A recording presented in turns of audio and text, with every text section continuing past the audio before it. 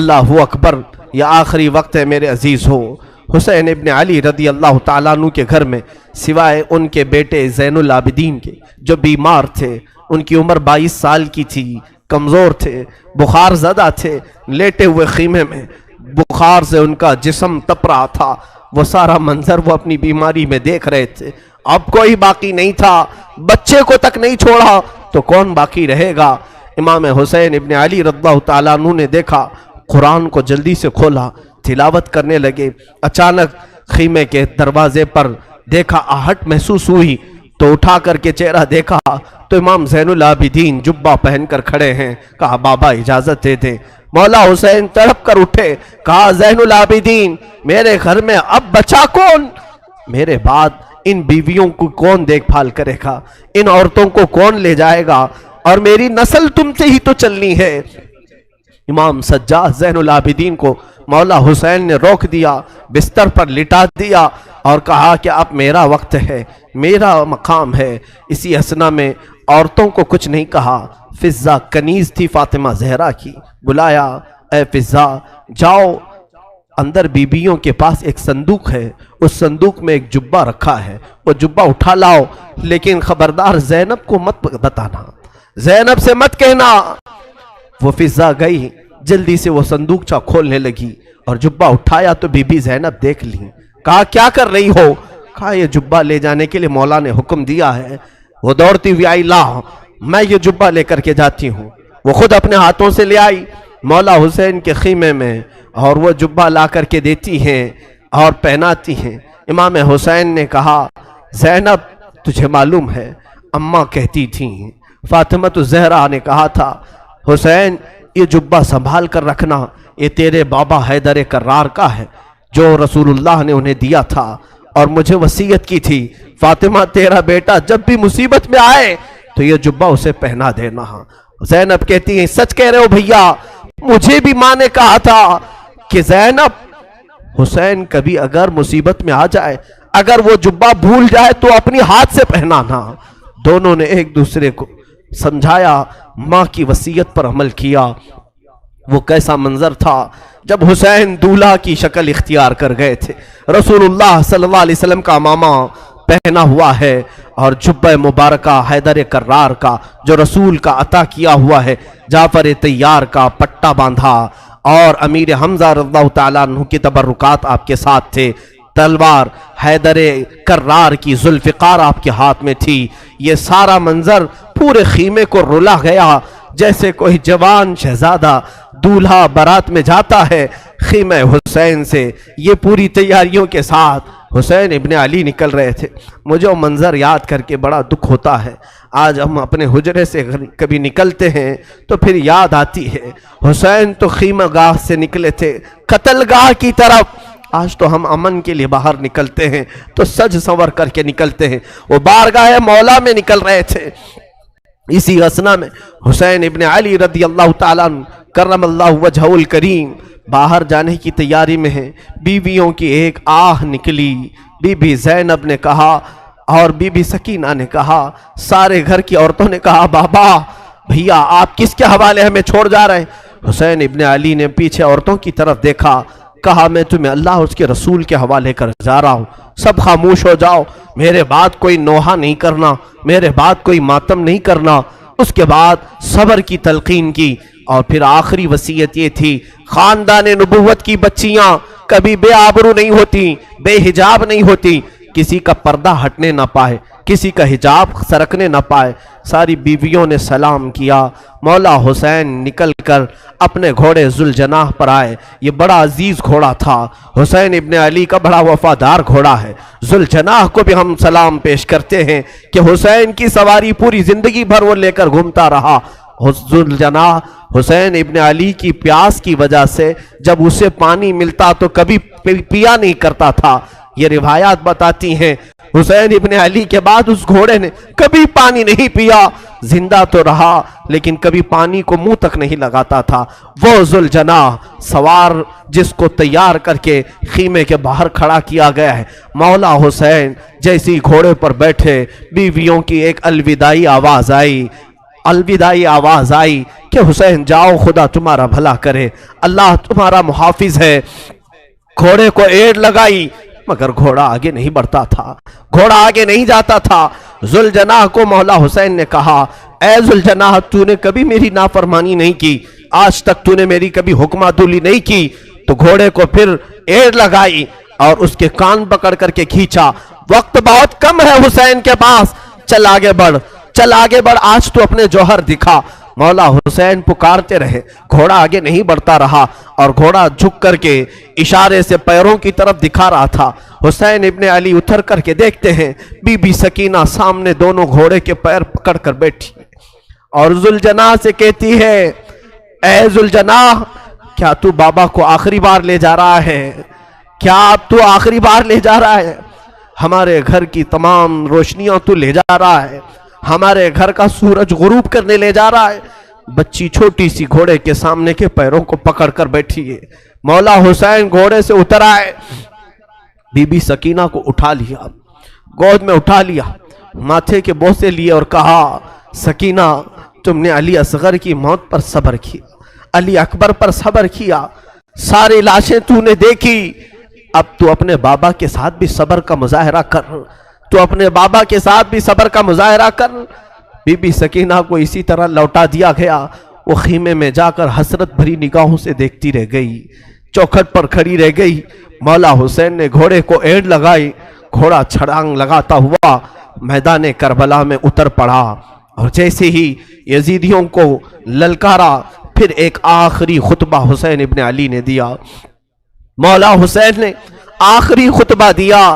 वो खुतबा ये था, हम्द व सलात के बाद आपने पुकार कर कहा, ए यजीद की तरफ से आने वाले लश्करियों, क्या तुम मेरी हैसियत को नहीं जानते?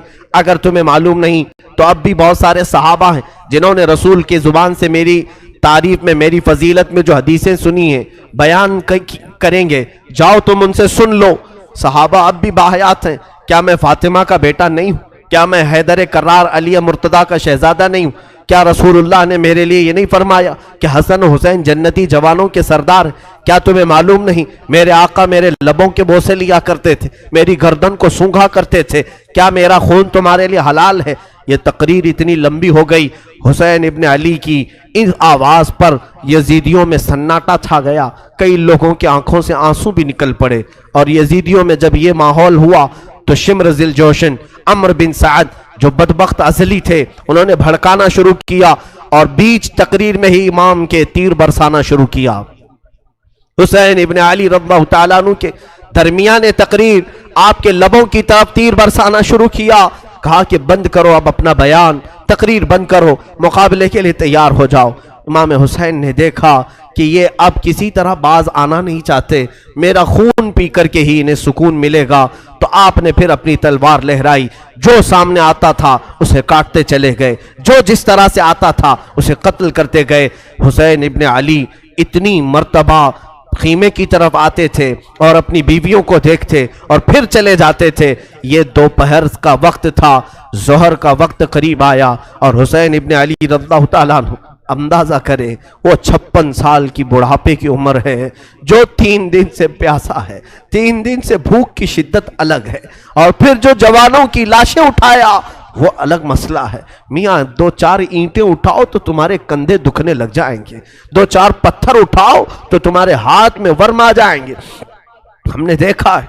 और तन्हा हुसैन रज़ियल्लाहु ताला अन्हु ने 1-2 नहीं, तकरीबन 40 लाशें उठाई दिन भर में, 40 से ज्यादा लाशें उठाई, बच्चों की अलग, जवानों की अलग, बूढ़ों की अलग। उन लाशों को उठा करके वो बूढ़ा जिस्म क्या कमजोर नहीं हुआ होगा?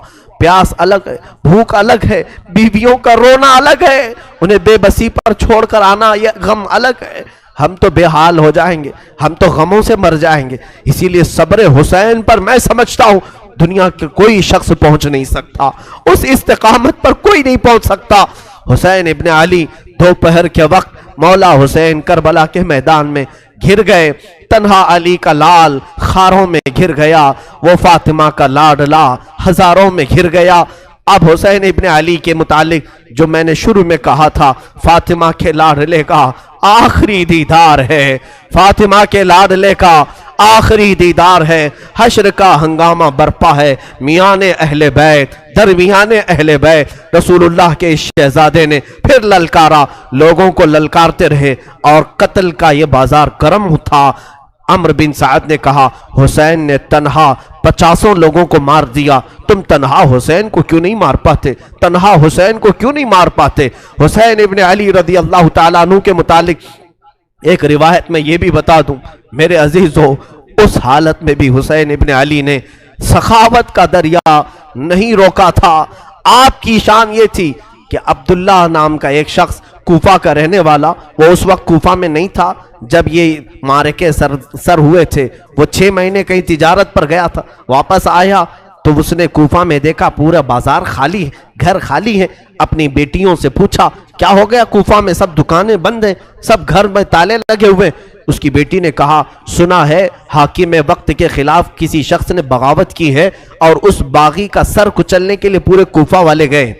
अब्दुल्ला कहता है, मुझे मालूम नहीं था कौन सा बागी है, किसने बगावत की। और फिर उनकी बेटियों ने कहा, अब्बा जान आप भी घर में ना बैठे, इसलिए कि हाकिम कूफा इब्ने जियाद ने ऐलान किया है अगर कूफा में किसी घर में कोई जवान बाकी रहा और करबला नहीं गया तो हम उसको तलवार से छलनी कर देंगे, कत्ल कर देंगे।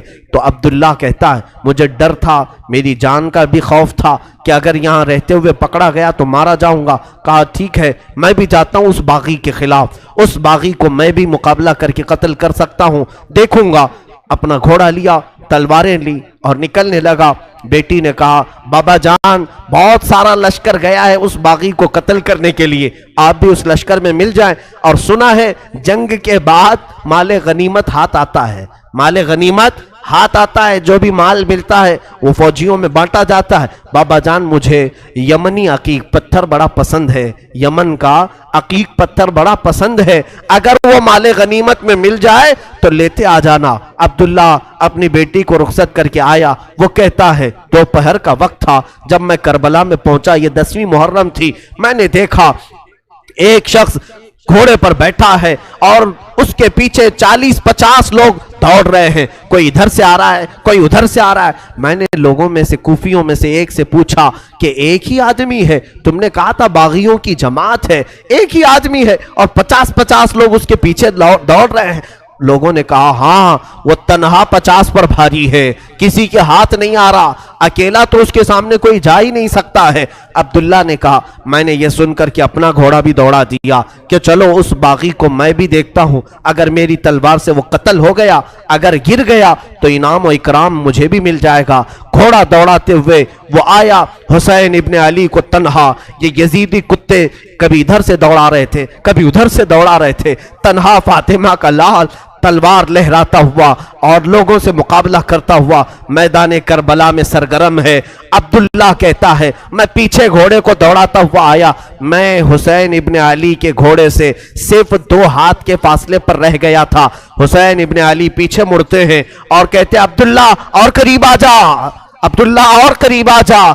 मैं डर गया, ये कौन बागी है जो मेरा नाम भी जान रहा है, मेरा नाम जानता है। अब्दुल्ला कहता है, मुझे थोड़ी सी जिस्म में कपकपाहट हो गई, खौफ सा हो गया कि ये मुझे जानता कैसे है, कहीं मेरे पहचान वाला तो नहीं। मैं और आगे बढ़ गया, जैसे ही मेरा घोड़ा उसके घोड़े के करीब लगाया, हुसैन इब्ने अली ने अपनी उंगली से अंगूठी निकाल करके कहा, जा तेरी बेटी ने यमनी अकीक जो मांगा था उसे दे देना, इसमें नग जो लगा है वो यमनी अकीक का है, यमनी अकीक का नग लगा है। क्या तू अपने घर से निकल रहा था? तेरी बेटी ने अकीक नहीं मांगा था। अब्दुल्ला कहता है, उसी दिन मुझे एहसास हुआ नबी क्या है, नबी के शहजादे क्या है, नबी का इल्म कहाँ होगा। मेरे अजीजों, हुसैन इब्ने अली ने उस दिन भी सखावत के दरिया को रोका नहीं। अपनी अंगूठी निकालकर जैसे ही अब्दुल्ला को दिया, उन्होंने अंगूठी जैसे लिया और सलाम किया, कहा, मौला हुसैन अब अंगूठी लेकर जाने में क्या मजा है, میں تو اپنی جان تمہارے قدموں پر نچھاور کر کے جاؤں گا۔ یزیدیوں سے لڑتے لڑتے وہ حضرت عبداللہ بھی وہیں کربلا میں شہید ہو گئے، ان کے ہاتھ میں انگوٹھی ویسی کی ویسی رہ گئی۔ مولا حسین اس وقت بھی نوازنا نہیں چھوڑتے ہیں، عطا کرنا نہیں چھوڑتے ہیں، اسی لیے یہ سخاوت کا گھرانہ ہے، یہ سخی لوگوں کا گھرانہ ہے۔ اس گھرانے میں ان کی پرورش ہوئی ہے جہاں 5 دن بھوکے رہنے کے بعد بھی اگر کوئی فقیر آتا تو اسے یہ نواز دیا کرتے تھے، گھر کی ساری غذائیں دے دیا کرتے تھے۔ مولا حسین رضی اللہ تعالیٰ ان یزیدیوں کے جتھے میں ایسے گھر گئے تھے۔ دوپہر کا وقت آیا، اچانک آپ کو احساس ہوا جمعہ کا دن ہے، آج پوری دنیا میں میرے نانا کا خطبہ پڑھ رہے ہوں گے لوگ اور جمعہ کی امامتیں ہو رہی ہوں گی، حسین یہاں پر تنہا ہے، جمعہ کی نماز بھی نہیں ہو رہی ہے، مسافر پر جمعہ نہیں ہے، لیکن جمعہ کے وقت کا احترام تو کرنا ہی چاہیے تھا۔ آپ نے ان سے کہا، اے لوگوں، ہاں میں جانتا ہوں مسافر پر جمعہ نہیں، کیا اس وقت کا احترام بھی نہیں کرو گے؟ جنگ بندی نہیں کر سکتے، جنگ تھوڑی دیر کے لیے روک نہیں سکتے کہ اس وقت کا احترام باقی رہے؟ اسی اسنا میں آپ نے کہا 2 رکعت نماز پڑھنے کی اجازت مل جائے۔ اللہ اللہ، حسین تمہارے سجدوں کو سلام۔ دنیا آج بھی قتل ہونے والے سے آخری خواہش پوچھتی ہے تو آخری خواہش لوگ یہ بتاتے ہیں، گھر والوں سے مل لوں گا، فلاں وصیت کر دوں گا، یہ جائیداد کے پیپر دیکھ لوں گا۔ ہماری وصیتیں، ہماری خواہشات دنیاوی ہوتی ہیں۔ مولا حسین نے آخر وقت میں اگر کوئی تمنا کی تھی 2 رکعت نماز پڑھنے کی، 2 رکعت نماز پڑھنے کی۔ یزیدیوں نے کہا کہ آپ نماز پڑھ لیں۔ گھوڑے سے ذوالجناح سے نیچے اترے تھے، مولا حسین رکعت نماز کی باندھ لی اور بالکل اطمینان و سکون کے ساتھ نماز پڑھتے رہے۔ کسی کا خیال نہیں کیا، وہ تلواروں کی جھنکار میں بھی خوف نہیں تھا، کوئی ڈر نہیں تھا۔ رکوع اطمینان سے ہو رہا ہے، سجدہ اطمینان سے ہو رہا ہے۔ پہلی رکعت بھی مکمل ہوئی، دوسری رکعت میں گئے۔ عمرو بن سعد اور شمر ذی جوشن نے پکار کر کے کہا، اے ظالموں، اب کیا دیکھتے ہو؟ یہ اچھا موقع ہے، اس حسین کا خاتمہ کر دو، یہیں پر اس کا کام تمام کر دو۔ خولی بن یزید نام کا ظالم بدبخت ازلی قریب آیا اور سر امام حسین پر چڑھ گیا۔ اللہ اللہ، لوگوں نے یہ تک لکھا ہے آپ کے زانو مبارک پر جب سجدے میں آدمی گھٹنے لگاتا ہے تو ایک شخص نے ان کی ران پر پیر رکھا، دوسرا گھٹنا حسین ابن علی کی پیٹھ پر رکھا، گھٹنا رکھ کر کے ان کے اوپر زور دیا۔ مولا حسین کی سر مبارک جب سجدے میں تھا، ایک ظالم وحشی نے اپنی تلوار سے آپ کی زلفوں کو ہٹایا، زلفوں کو ہٹایا۔ آپ کی زلفیں چہرے کا حالہ بنائی ہوئی تھیں، سجدے میں گری ہوئی تھی۔ حسین ابن علی نے ان کی آہٹ پا کر کے بھی سجدے سے سر نہیں اٹھایا، سر کا امام کا سجدے ہی میں رہا۔ یقیناً امام نے سوچا ہوگا اب سر اٹھائے تو ظالموں کے لیے کیوں اٹھائے، وہ سر ہی بہتر ہے جو مولا کے حضور جھک جائے اور اسی اسنا میں مولا کے حضور پہنچ جائے۔ ایک ظالم نے آپ کی گردن پر تلوار رکھی اور زور سے کاٹ دیا۔ اس پیاسے امام کو بنا پانی کے، بنا کسی کھانے کے ذبح کر دیا گیا۔ وہ ذبح عظیم ہے۔ مولا حسین تیری شہادت پر لاکھوں سلام۔ انا للہ و انا الیہ راجعون۔ کلمہ توحید ہے تیری شہادت اے حسین، تو نہ ہوتا تو نہ رہ جاتی صداقت اے حسین۔ امام حسین علی مقام رضی اللہ تعالیٰ کربلا کے اس بے آب و گیاہ میدان میں اپنی جان جان آفریں کے سپرد کر دی۔ مولا حسین کا سر مبارک تلوار سے الگ کیا گیا، جسم مبارک، جسم نازنین کربلا کے ریگزاروں میں بکھر کر رہ گیا۔ اب اندازہ کرو جو امام حسین ہر ایک کا لاش شاہ اٹھا کر لاتے تھے، حسین ابن علی کے لاشے کو اٹھانے والا اب کوئی باقی نہیں تھا، کوئی خیمے کی طرف سے اب آتا ہوا نہیں دکھائی دیتا تھا۔ جنہوں نے دوسروں کے شہزادوں کو بھی اٹھایا مگر خود اس طرح سے سو گئے کہ کسی پر بوجھ نہیں بنے، کسی پر اپنا وزن نہیں ڈالا۔ بیویاں اب خیمے میں تھی۔ یزیدیوں کے لشکر سے ایک پکار آئی، فتح مبین، فتح مبین۔ لوگ اپنی فتح کے جشن منانا شروع کر دیے کہ حسین کا خاتمہ ہو چکا ہے، اب یہاں پر ہمارے ساتھ مقابلہ کرنے والا کوئی باقی نہیں رہا، سب ایک کے بعد دیگرے ختم ہو چکے۔ لیکن میرے عزیزو، آج بھی میں تمہیں بتاؤں، اللہ کا فضل ہے، مولا کا کرم ہے، سید الشہداء کا یہ فیض ہے کہ بحمدہ تعالیٰ کئی سالوں سے میں ہر سال کربلا پہنچتا ہوں۔ 11ویں کے موقع پر جب ہم زیارت بغداد اور زیارت کربلا میں جاتے ہیں، میں کربلا 2 دن ٹھہرا بھی ہوں، اور ہر سال میرا معمول ہے اپنے جماعت کے ساتھ، اپنے قافلے کے ساتھ کربلا پہنچتے ہیں۔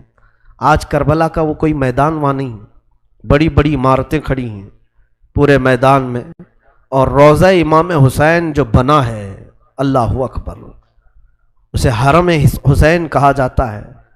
دروازے تک سونے سے کلئی کیے گئے ہیں، گنبد پاک کو سونے سے رنگا گیا ہے، اور وہ حسین کا گنبد آج پورے شہر میں اجالا کر رہا ہے۔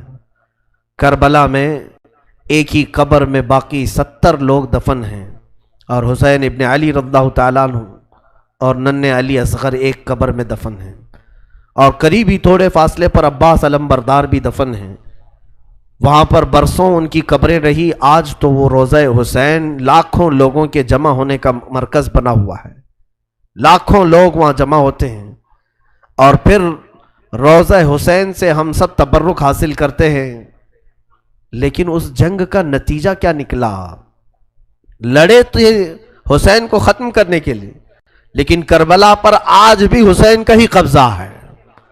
آج جا کر کے دیکھیں تو جگہ جگہ وہاں پر حسین کے ہی نام ہیں، ہر دکان پر امام حسین کا نام، ہر علاقے میں امام حسین کا پرچم لگا ہوا ہے، اگرچہ شیعہ لوگوں کی طرف سے ہو یا اہل بیت سے محبت کرنے والے معتدل لوگوں کی طرف سے ہو، لیکن حسین کا نام ہر کوئی وہاں پر لیتا ہے۔ تھی تو وہ زمین یزیدی لشکریوں کی، فتح تو انہیں حاصل کرنا تھا، کٹے ہوئے لاشیں تھے وہاں پر، کوئی نہیں تھا، لیکن لوگ اس وقت فتح مبین اعلان کر رہے تھے، یزیدی لشکر فتح ہو گیا۔ اے ظالموں، کہاں ہے وہ تمہاری فتح؟ 14 صدیاں گزر گئی، فتح کا جھنڈا اب بھی کربلا میں حسین کا لہرا رہا ہے۔ اور بلکہ کربلا نہیں، آج بھی ہمارے گھروں میں بچے پیدا ہوتے ہیں تو ہم میں سے آج تک کسی نے یزید نام نہیں رکھا، حسین نام رکھنے پر فخر کرتے ہیں۔ تم ڈھونڈو گے تو محلے میں کوئی نہ کوئی حسین تمہیں مل ہی جائے گا۔ لاکھوں حسین دنیا میں پیدا ہوتے رہے اور ہو رہے ہیں اور قیامت تک ہوتے رہیں گے، لیکن نہ یزید کی نسل باقی ہے، نہ ان لشکریوں کا کوئی نام لیوا باقی ہے۔ تو کیسی فتح تھی؟ وہ تم نے دنیا کے لیے لڑا تھا، اور تم مال کے لیے لڑے تھے، اور مولا حسین صرف رضائے الہی کے لیے لڑے تھے، رسول پاک کی شریعت طاہرہ کے نفاذ کے لیے لڑے تھے، اور رب تعالیٰ نے انہیں ایسی فتح عطا کی، گھر لٹ گیا الگ بات ہے، لیکن ان کے ذکر پاک سے آج لاکھوں رونے والوں کی آنکھیں نم رہتی ہیں، لاکھوں نہیں کروڑوں آنکھیں روتی ہیں مولا حسین کے لیے۔ کیا آج ہر گھر میں حسین ابن علی کا تذکرہ نہیں ہوتا؟ مائیں اپنے بچوں کو حسین کے واقعات نہیں سناتی؟ میرے عزیزو، اصل فتح تو یہ ہے جو حسین ابن علی کو حاصل ہوئی۔ مولا حسین ابن علی رضی اللہ تعالیٰ عنہ کو جو اللہ تعالیٰ نے مقام دیا، اور اسی طرح سے ملک شام بھی ہم نے دیکھا، دمشق کے بازار جہاں مولا کو نیزوں پر لایا گیا تھا، وہاں پر معلوم کیا کہ یزید کی قبر ہے کہاں، تو لوگوں نے بتایا کہ فلاں جگہ ایک دمشق کے لوگ کوڑا کرکٹ جہاں پھینکتے ہیں، کچرا پھینکتے ہیں، اسی کچرے کے اندر کہیں اس کی قبر ہے، لیکن کوئی نشان نہیں۔ تاریخ میں ہے کہ یہ جگہ قبر یزید ہے، اس جگہ پر یزید دفن ہوا تھا، اور اسے ایک بڑی بیماری لگی تھی، اس بیماری میں وہ مرا تھا۔ تو آج تک میرے عزیزوں، یزید کی قبر کچرے میں گم ہو گئی، اور مولا حسین کی قبر لاکھوں کی ہدایت کا ذریعہ بنی ہوئی ہے، مرکز بنی ہوئی ہے۔ یہ ہے اصل فتح مبین۔ کربلا میں مولا حسین کے ساتھ جو بھی سلوک ہوا وہ غم کی داستان تو ہے، غم ہے اس لیے ہم سناتے ہیں۔